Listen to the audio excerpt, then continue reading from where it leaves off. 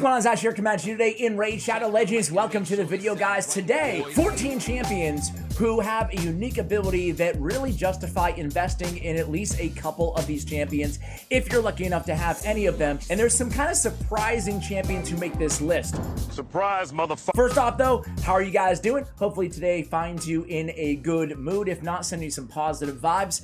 I'm personally in a very good mood today because my son is like hooked onto, he's about to turn 5, right? He's hooked onto these YouTube videos where adults really are playing with toy cars. He calls them go-go's.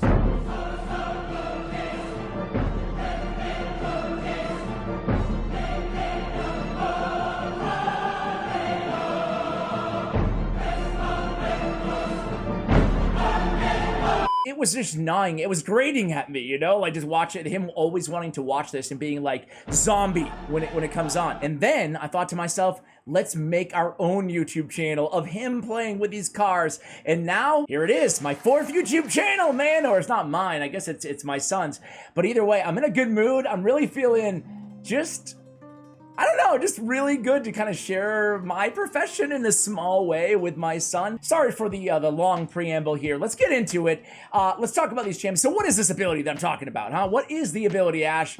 It is passive skill damage mitigation, okay? So there's only a few champions in the entire game who have it just straight up, you know, AoE attacks decrease the damage that all allies receive, or straight up decrease damage all allies receive. Some of them are very conditional, so we're just gonna go ahead and go through the list of all 14 and talk about how they differ from one another. And, you know, I guess just to give one last kind of precursor to this list here, guys. When I started out this game, man, I valued like increased defense. I loved increased defense. I love you, Matilda. I love you too, Leah. So it's a great buff, don't get me wrong. However, strengthen, even the weak version of strengthen, 15% damage mitigation overall is massive, and it really adds up. All of these buffs. Ally protect, 50% somebody else takes the damage. That is massive. And these passives stack as long as it's not the same champion. For example, if you have like 3 Duchesses on the same team, same ability, it's not going to stack. But if you have a Duchess and a well, we're going to get through the champions here, they will stack with one another. So combining a few of these champions on one Hydra Clan Boss team or one Arena team, Go Second team, is really going to have a big impact on your overall damage received, right? So can help you in progression, in dungeons, in Arena, and Hydra, as I mentioned. Okay, Ursica Warcaller. Now, I've been using Ursica in Stone Skin because of this amazing passive. By the way, Guardian gear, if you don't have any of these champions, you can, it works kind of like Ursica's passive. Damage all allies receive from critical hits by 30% reduced. This champion will receive that damage instead. Just keep in mind, critical hits work against other champions, right? Either in PvE, like in the Dungeon Waves or Doom Tower Waves, or against in the Arena, right? However, most bosses are not landing critical hits. I see a lot of players mistakenly think that they are bosses. They usually have around 15% crit rate on bosses in this game, right? So damages or mitigation on critical hits is not as useful against bosses. Just notate that, guys, when looking at any of these champions. But overall, the Golden Guard is an insanely good ability, right? Just kind of what we're talking about, damage mitigation. May I have your attention, please? I don't want the Litecoin pack. No! Damage mitigation in general, guys. I will point out as well, if we go to my Ursica real quick here, that there's a great mastery that you guys can go ahead and pick up as well in terms of damage absorption and mitigation in his bulwark. Decreases the damage all allies receive by 5%. This champion will receive that damage instead. That's not just based on critical hits, that's just all damage straight up. So it's great to add bulwark to a lot of these passive skills that we're gonna be talking about today. All right, next up is going to be, you know what, let's go to one of the lesser known champions. Nobody talks about the White Bear, right? Ursin Ice Crusher. He's not a great champion, but he is tanky, 1400 defense, right? He has a block active skills on his A1. He has decreased crit rate, which again, 30% decreased crit rate is enough to neutralize bosses from landing critical hits. We just talked about that. And then his passive, decrease the damage all allies receive from critical hits by 15%. Fills this champion's turn meter by 5% whenever an enemy lands a normal, strong, or weak hit. This is actually a really, really good passive, especially for an epic champion. Certainly, at least for Faction Wars, you really want to take advantage of this, guys. Decrease the damage all I should say by 15% on critical hits. That is, he's not taking that damage instead. It's just straight up damage mitigation off critical hits. Really, really cool there on Icern. Ursine Ice Crusher. Can you read, my son? Well, that depends. Can you go f yourself? Next up is going to be, oh man, the daddy of all of these champions. It's Norog. He is a boss. He's a beast, guys. Thick skin. He's immune to stun, freeze, sleep debuffs. Decrease the damage taken by all allies that are under 1 or more buff by 15%. Straight up strengthen built into them, as long as they have 1 or more buff. But if they have no buffs, you get a big version of strengthen all the time on all your champions, as long as he's on the team. That is an incredible, incredible ability, guys. And again, you can go ahead and pick up that Stalwart Mastery and get an additional 5% as well. And man, that's just going to help out a ton over the course of especially longer battles. Think of all the damage you will be reducing there. All right, next up is going to be, let's go ahead and go with a champion that I don't have. Oh man, there's something missing here. Something doesn't look right on my legendary demon spawns. Tyrant, why are you avoiding me, man? He has a pretty cool passive. Decrease damage inflicted by enemies under HP burn debuffs by 10%. So again, you're running a HP burn team for Hydra, for example, or for any Doom Tower boss for that matter. You know, might as well go ahead and run Tyrant for some more damage mitigation, especially if you have those burns on the team on a 3-turn cooldown lasting for 3 turns, which he does. So essentially, you can keep the HP burn up all the time, and you get that passive in effect all the time as well, right? So Tyrant Ixlamore is just a fantastic champion overall. I wish I had that guy, man. All right, while we're here, let's talk about her. Duchess! I mean, this is the one that everybody knows in terms of damage mitigation. Decrease the damage received from AoE attacks by 25%. That's massive for the arena. It's really massive for anywhere. It's 15% against bosses.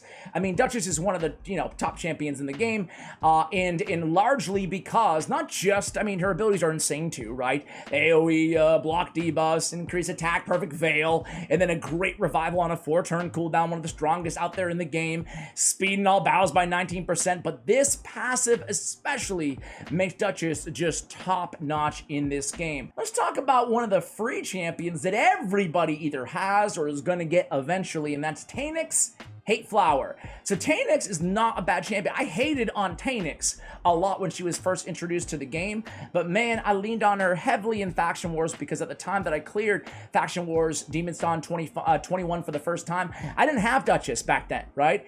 So I had to rely on Tanix as my main healer on the team, right? And she has damage mitigation as well. She has heals on the A1, on the passive, decrease damage all allies receive by 5%. This champion, excuse me, will receive that damage instead.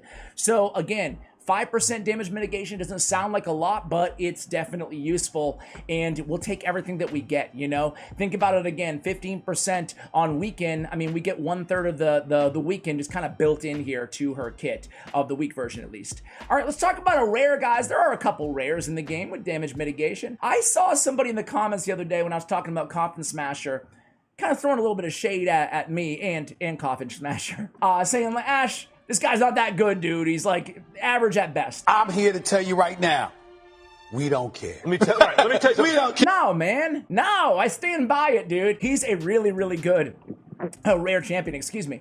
Triple hitter with decreased attack. Great for clan boss on the A1 Giant Slayer mastery, right? And then attacks one enemy.